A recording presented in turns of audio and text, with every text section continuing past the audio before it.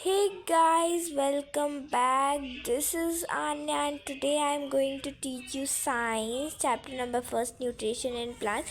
This is very interesting chapter.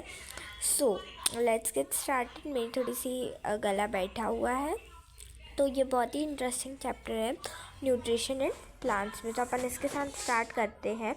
Nutrition: all living things grow, breathe, reproduce, respond to stimuli and have other life processes to carry out each one of these process a continuous supply of energy is required. This energy is obtained from food.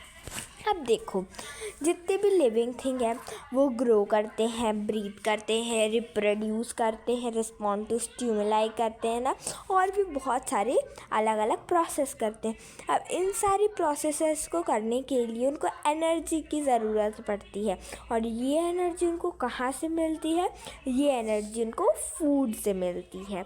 Now कई बच्चों से अगर अपन पूछें, मतलब अगर आप लोगों से एक अच्छी सी डेफिनेशन पूछूं मैं कि जो मैंने अभी इस पर लिखी है ये डेफिनेशन के अलावा आप अपने वर्ड्स में एक फूड की डेफिनेशन आपके हिसाब से क्या है वो कमेंट सेक्शन में ज़रूर डालिएगा, ओके। क्योंकि मैंने कई बच्चों को देखा है कि उनको फूड की डेफिनेशन ही नहीं पता है।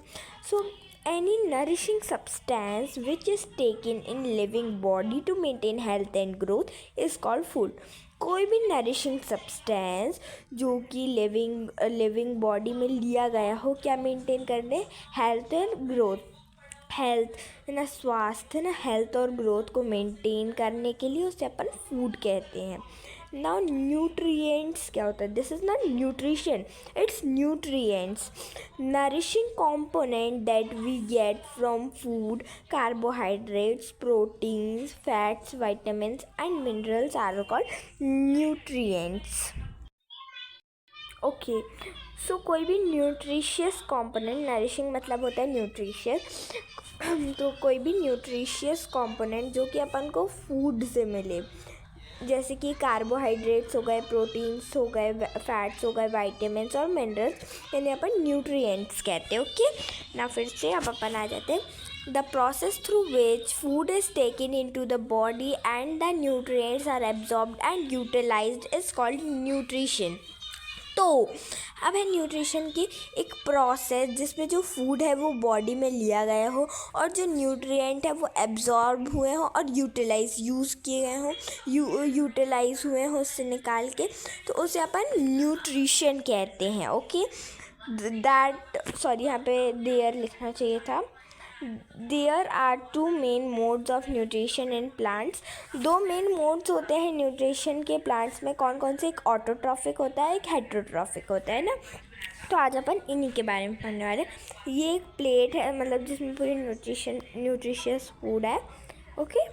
Now come to autotrophic nutrition. Autotrophic nutrition क्या होता है? The mode of nutrition in which an organism makes its own food is called autotrophic nutrition, okay. So एक मोड न्यूट्रिशन का जिसमें जो ऑर्गेनिज्म है वो अपना खाना खुद बनाता है ना, अपना खाना खुद बनाए उसको अपन ऑटोट्रॉफिक न्यूट्रिशन कहते हैं, ठीक है। Green plants are autotrophs. तो अब उनको क्या कहते हैं? जैसे ग्रीन प्लांट्स ऑटोट्रॉप्स हैं जो अपना खाना बनाते हैं खुद, उन्हें अपन ऑटोट्रॉप्स बोलते हैं। जैसे कि ग्रीन प्लांट्स वो अपना खाना खुद बनाते हैं, which means they are able to make their own food, जिसका मतलब वो अपना खाना खुद बना सकते हैं। ऑटो का मतलब होता है सेल्फ और ट्रॉफ का मतलब होता है न्यूट्रिशन, मतलब कि सेल्फ न्यूट्रिशन, खुद से न्यूट्रिशन बनाना।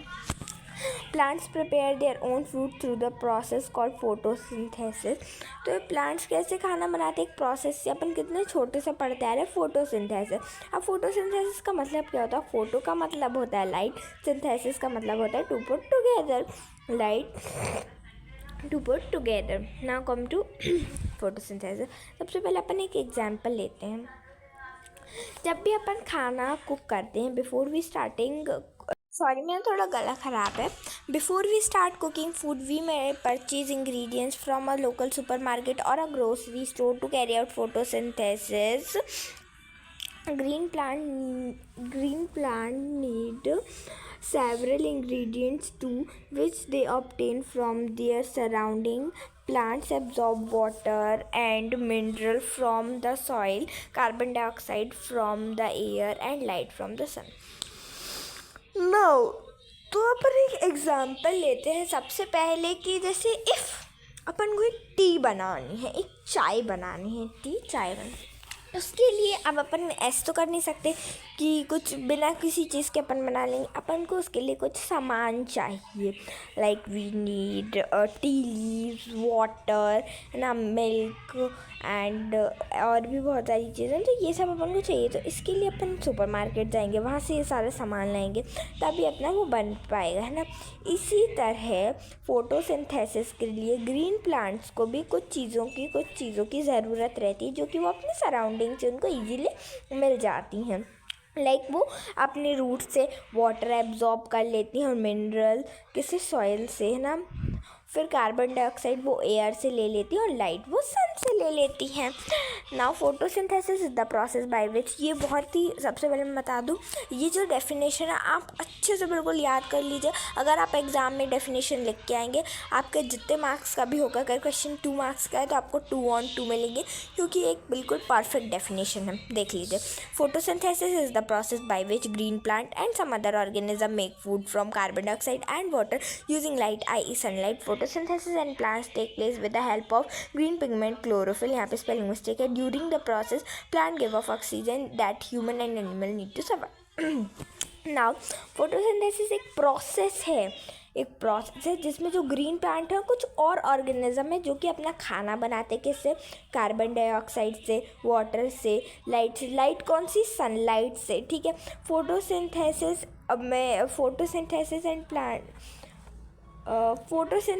इन plants take place, photosynthesis plants में कैसे टेक प्लेस करते हैं।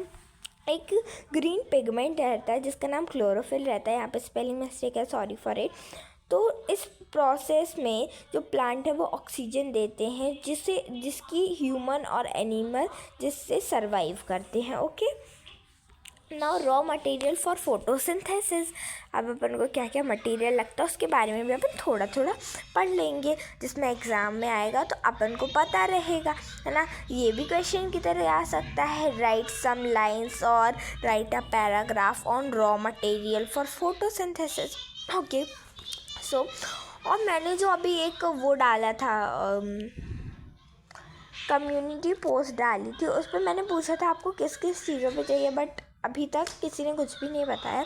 अगर आपको चाहिए हो तो आप बता सकते हैं। ओके, सो सबसे पहले अपन स्टार्ट करते हैं वाटर के साथ। The roots of the plant absorb water and essential nutrients from the soil, which are then transported through the stem, the branches, and finally to the leaves by tiny vessels or structures called xylem. The sugar produced during the process of photosynthesis travels to various parts of the plant through phloem. जो plant की roots रहती है वो absorb करती है water और जो essential nutrients रहते हैं किससे, सॉइल से। मतलब कि वो पानी एब्जॉर्ब कर लेते हैं, उसको जो जिस न्यूट्रिएंट की ज़रूरत रहती है वो सॉइल से उन्हें एब्जॉर्ब कर लेती है, जो कि फिर ट्रांसपोर्ट होते हैं स्टेम से। और जो ब्रांच रहती हैं वो फाइनली लीव्स तक पहुंच जाती है, किससे, टाइनी वेसल्स और स्ट्रक्चर से, जिसे हम जाइलम कहते हैं। अब जो शुगर प्रोड्यूस होती है इस प्रोसेस के दौरान, फोटोसिंथेसिस प्रोसेस के दौरान, तो वो अलग अलग पार्ट्स में चली जाती है प्लांट की, किससे, फ्लोएम से।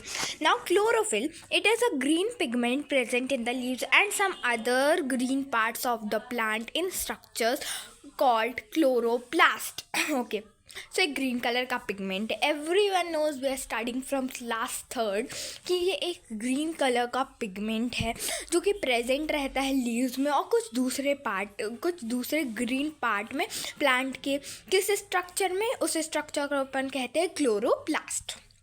Now light, so energy from the sun is absorbed by the chlorophyll. Plant use solar energy to prepare food, which is consumed by almost all animals. The sun is the ultimate source of energy for all living beings.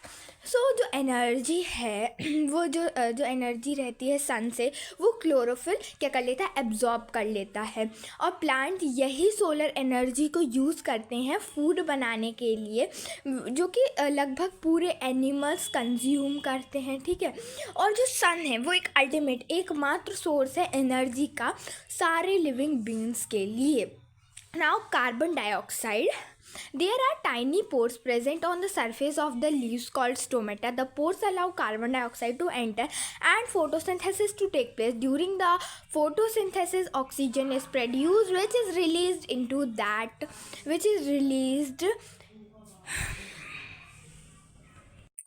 the atmosphere. Okay, यहाँ पे spelling mistake है, मतलब ये पूरा थोड़ा सा sentence गड़बड़ है। सो कार्बन डाइऑक्साइड जो है उसमें टाइनी पोर्स रहते हैं, बहुत छोटे छोटे से पोर्स रहते हैं जो कि प्रेजेंट रहते हैं उनकी सरफेस पे लीफ की, उसे अपन स्टोमेटा कहते हैं। और यही पोर अलाउ करते कार्बन डाइऑक्साइड को एंटर होने में और फोटोसिंथेसिस करने में, ठीक है। इस प्रोसेस के बीच में ऑक्सीजन प्रोड्यूस होता है जो कि रिलीज हो जाता है एटमॉस्फेयर में। Okay, now this is a picture of photosynthesis. यहाँ से आपकी देखिए, यहाँ से आपकी सनलाइट आ रही है, यहाँ से वो अपनी वाटर ले रहे हैं रूट से, ठीक है। यहाँ से उनकी कार्बन डाइऑक्साइड आ रही है और ये यहाँ पे उनकी शुगर बन रही है और वहीं से उनकी ऑक्सीजन भी निकल रही है जिसकी अपन को ज़रूरत रहती है। तो ये एक प्रोसेस है फोटोसिंथेसिस का, ये आपको बनाते आना चाहिए क्योंकि एग्ज़ाम में कह सकते हैं कि what is photosynthesis, explain it by diagram, ऐसे बोल सकते हैं ना। तो आपको ये आना चाहिए। इट्स वेरी सिंपल, आपको बस सनलाइट दिखानी है, ऑक्सीजन निकलते, कार्बन डाइऑक्साइड जाते और शुगर और वाटर रूट से एब्जॉर्ब करते हुए। ओके, नाउ हेटेरोट्रॉफिक न्यूट्रिशन, अपन ने ऑटोट्रॉफिक पढ़ चुका है कि जो ऑर्गेनिज्म अपना फूड खुद बनाते हैं अपन उन्हें कहते हैं ऑटोट्रॉफिक न्यूट्रिशन। अब अपन पढ़ेंगे heterotrophic nutrition. Not all plants are able to produce their own food. Some plants do not have chlorophyll, some have chlorophyll but they do not have access to enough sunlight, so they are not able to carry out photosynthesis. In such plant derive nutrition from other organisms. तो देखो, सारी जो animals हैं या human beings भी अपना खाना खुद नहीं बना सकते हैं, है ना। तो वो क्या करते हैं, जैसे कुछ प्लांट्स के पास क्लोरोफिल नहीं होता, कुछ के पास होता है पर उनके पास इनफ सनलाइट नहीं होती, इसलिए वो फोटोसिंथेसिस नहीं कर पाते हैं। सो ऐसे प्लांट जो रहते हैं वो न्यूट्रिशन लेते हैं किसी और ऑर्गेनिज्म से। The mode of nutrition in which an organism depend upon other organism for food is called heterotrophic nutrition. So एक मोड न्यूट्रिशन का जिसमें जो ऑर्गेनिज्म है वो दूसरे ऑर्गेनिज्म के ऊपर डिपेंड करे उसे फूड के लिए, उसे अपन हेटेरोट्रॉफिक न्यूट्रिशन कहते हैं।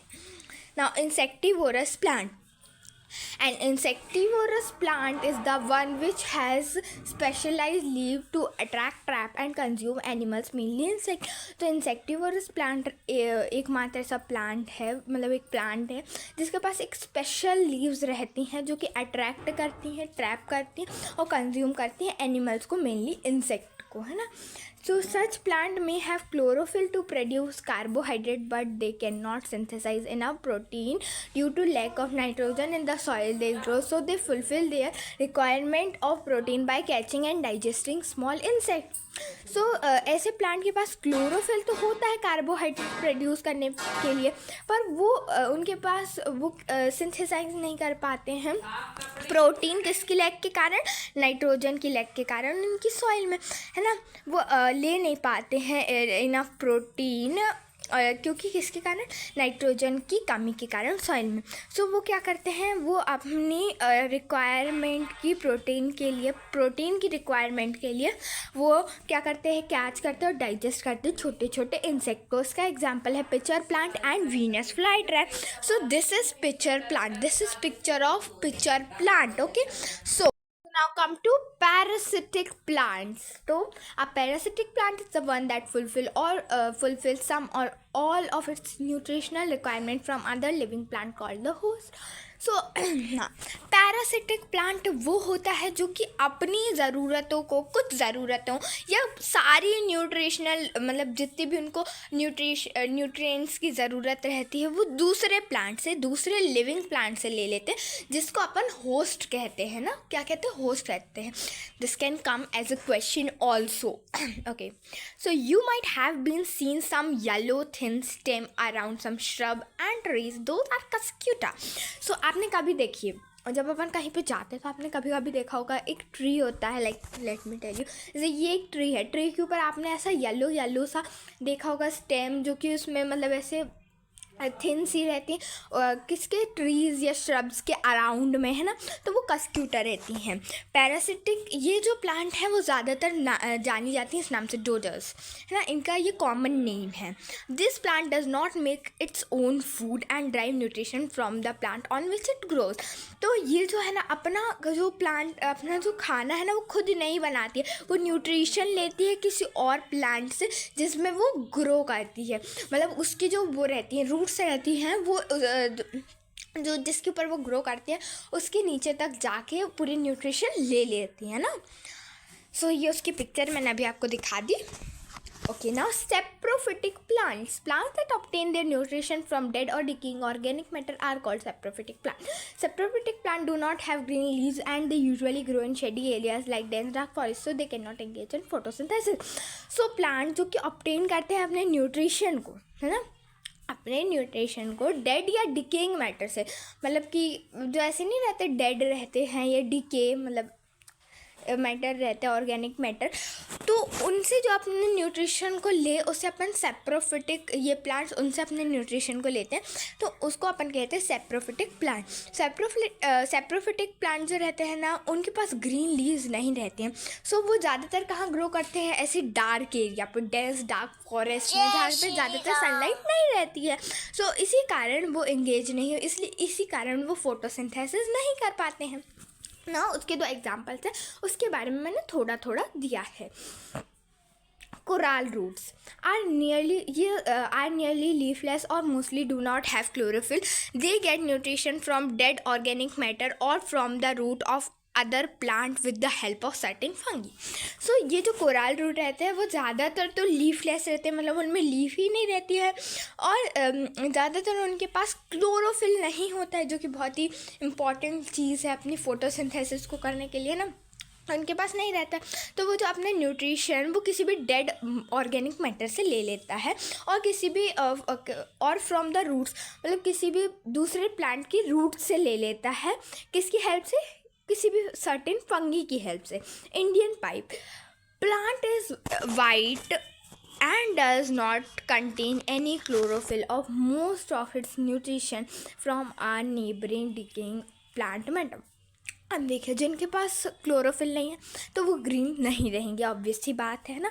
तो वैसे ये जो इंडियन पाइप है इसमें भी क्लोरोफिल नहीं रहता, तो ये वाइट कलर की रहती है, ठीक है.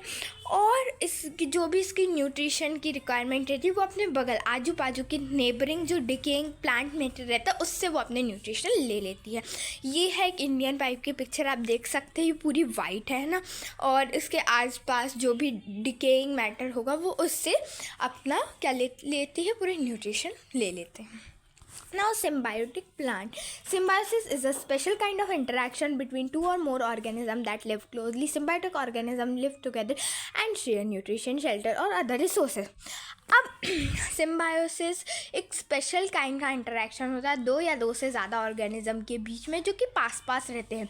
सिम्बायोटिक ऑर्गेनिज्म हमेशा एक साथ रहते हैं और वो हमेशा अपना न्यूट्रिशन, शेल्टर और कई अदर रिसोर्सेज शेयर करते हैं. इसका एक एग्जांपल है राइजोबियम, और एक और ले लिया जाए तो leguminous. Okay, so that's for it. Thank you for watching this video. I hope you like, आपको पसंद आई हो और आपको समझ भी आई हो. अगर आपको अच्छी लगती है so please like, subscribe and share and press the bell icon for more such videos. तब तक के लिए बाय बाय, मिलते हैं नेक्स्ट वीडियो में.